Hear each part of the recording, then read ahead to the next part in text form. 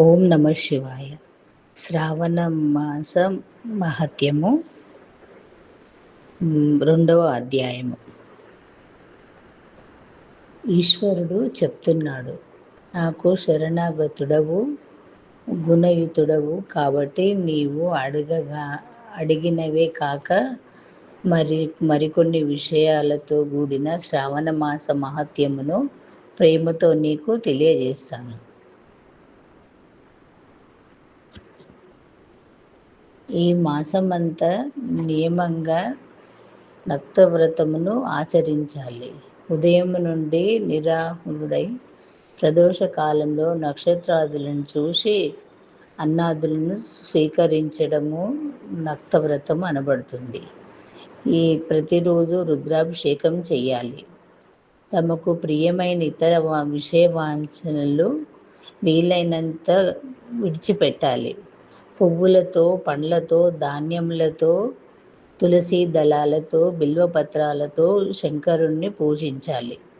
లక్ష్మ బిల్వార్చన కూడా విశేషంగా చేయవచ్చును. కోటి లింగార్చన చేసి బ్రాహ్మణులకు భోజనం పెట్టాలి. పంచామృతాభిషేకము నాకు చాలా ప్రీతికరము. ఈ నెలలో చేసిన ఏ కాస్త పుణ్యకార్యము అయినా అది అనంత ఫలవంతం అవుతుంది. భూషయనము చెయ్యాలి.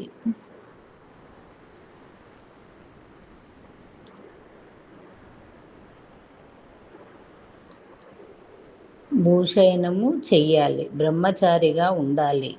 సత్యమునే పలుకుతుండాలి. ఈ నియమము వ్రతము లేకుండా ఈ మాసాన్ని వృధాగా గడపరాదు. ఉపవాసము లేదా అవిష్యాన్నము భుజించి కూడా వ్రతపాలన చేయవచ్చును. ఆకుకూరలు తినరాదు. భక్తుడై ఈ మాసంలో ఏదో ఒక వ్రతం ఆచరించాలి. సదాచారవంతుడై ప్రాతకాలంలో స్నానాలు చేస్తూ జితేంద్రియుడై ప్రతిరోజు ఏకాగ్రమైన మనస్సుతో శివుణ్ణి పూజ చెయ్యాలి. ఈ మాసంలో వ్రతములు, పురర్చనలు చేస్తే అవి త్వరగా సిద్ధిస్తాయి. శివ పంచాక్షరి, షడాక్షరి, గాయత్రి మంత్రము మొదలైనవి అధికంగా జపించాలి. ప్రదక్షిణ, నమస్కారాలు, వేద పారాయణాలు గావించాలి. పురుష సూక్తము జపం కూడా అత్యధిక ఫలితాన్ని ఇస్తుంది.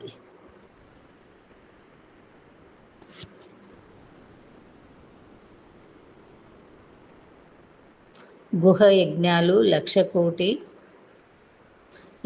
కోటి ఆయుధ హోమాలు ఏవి చేసినా వెంటనే వాంఛితార్థాలు నెరవేరుతాయి. భక్తుల కోరికలను ఫలాలను ఇచ్చేవాడను నేనే కాబట్టి నాకు ప్రియమైన ఈ మాసంలో వారి కోరికలను తీరుస్తాను. నిష్కామంగా చేసిన వారికి మోక్షాన్ని ప్రసాదిస్తాను. వారవ్రతాలు. ఏ వారం ఏ వ్రతం చెయ్యాలో చెప్తున్నాను. ఆదివారము రవివ్రతము, సోమవారము నక్తవ్రతంతో కూడిన శివ పూజ ఆచరించాలి. మొదటి సోమవారం నుండి ప్రారంభించి 3 నెలల పాటు రోకట వ్రతం అనేది ఆచరిస్తే అన్ని కోరికలు తీరుతాయి. మంగళవారం మంగళగౌరిని, బుధవారం బుధ గురువారాలు బుధుని, బృహస్పతిని, శుక్రవారం జీవంతిక వ్రతము, శనివారము ఆంజనేయుని, నృసింహుని ఆరాధించాలి. విభిన్న తిథులలో చేయాల్సిన వ్రతాలు. శుక్లపక్షము విధియ, రౌందబర వ్రతం, తదియ గౌరీ వ్రతం, చవితి దూర్వా గణపతి వ్రతం. దీనికి మరొక పేరు వినాయక వ్రతం అని కూడా ఉంది. పంచమి నాగవ్రతం. ఈ పంచమి రౌరవ కల్పాదిగా కూడా చెప్పబడుతుంది. షష్ఠి సుపౌదన వ్రతం, సప్తమి శీతల వ్రతం, అష్టమి లేదా చతుర్థి దేవి పవిత్రోపరణ వ్రతం. శుక్ల కృష్ణ పక్షాలలో వచ్చే నవమి నాడు నక్తవ్రతాన్ని ఆచరించాలి. దశమి ఆషావ్రతం. శుక్లపక్షాలలో వచ్చే 2 ఏకాదశుల వ్రత పాలన అత్యంత విశేషమైనది. ద్వాదశి నాడు శ్రీధరుడను పేరుతో విష్ణువును పూజించడం వల్ల పరమగతి కలుగుతుంది.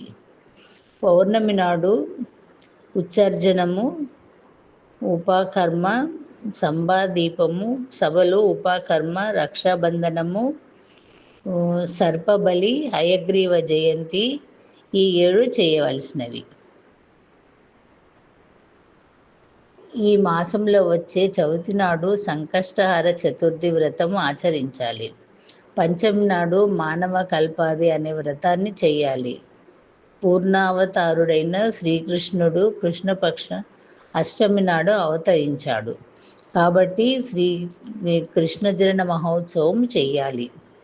ఈ అష్టమి తిథినే మన్వాది తిథిగా తెలుసుకోవాలి. అమావాస్య నాడు పిఠోరా వ్రతం ఆచరించాలి. అమావాస్య నాడే కుశ దర్భలను గ్రహించడము, వృషభములకు పూజ చెయ్యాలి. పైన చెప్పినవే కాక శుక్లపక్ష పాడ్యము నుండి ప్రతి తిథికి అధిష్టానమై ఉన్న దేవతలను పూజించాలి.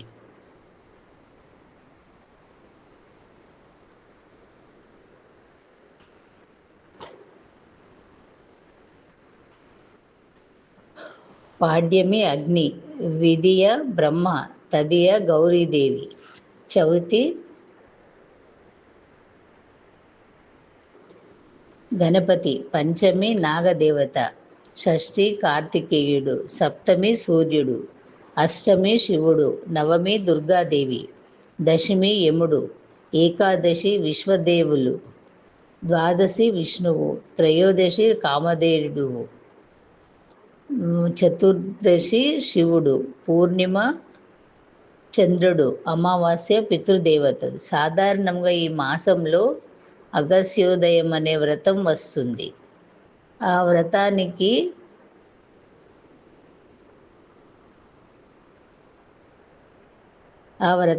7 రోజుల ముందు నుండి అగస్త్యుని అర్ఘ్య ప్రాదానం చెయ్యాలి.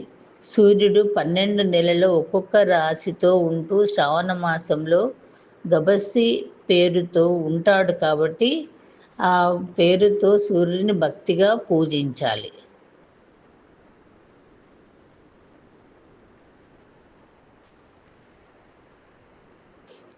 చతుర్షయాని మాసేషు వర్జ్యాని శృణుసత్తమ శ్రావణే చ తజేచ్ఛాకం దది భాద్రపదే తదా దుగ్ధమాశ్వయుజే మాసి కార్తీకే ద్విదలం త్యజేత్ ఇత్యాదిని నమస్తాని తాని కర్తుం శుక్నుం ఏకస్మిన్ శ్రావణే మాసే కుర్వన్ తల్పల భాగ్యవేత్.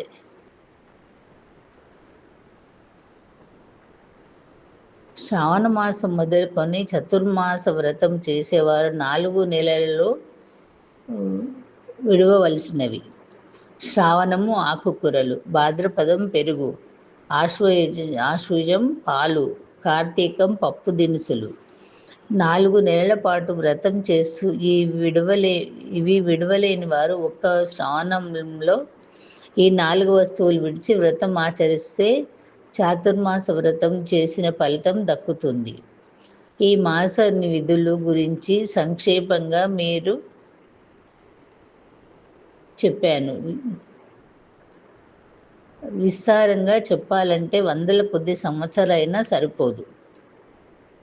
నా ప్రీతికై లేదా హరిప్రీతికై శ్రావణ మాస వ్రతాన్ని ఆచరించాలి. పరమార్థంగా చూస్తే ఇద్దరికీ భేదం లేదు. మా ఇరువురికి మధ్య భేదం చేసిన వారి నరకాన్ని పొందుతారు.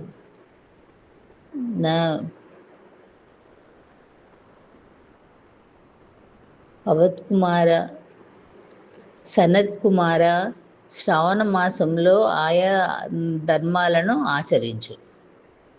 శ్రీ స్కాంద పురాణములోని ఈశ్వర సనత్కుమార సంవాద రూపంగానున్న శ్రావణ మాస మహత్యం నందు 2వ అధ్యాయం సమాప్తం. ఓం నమ శివాయ.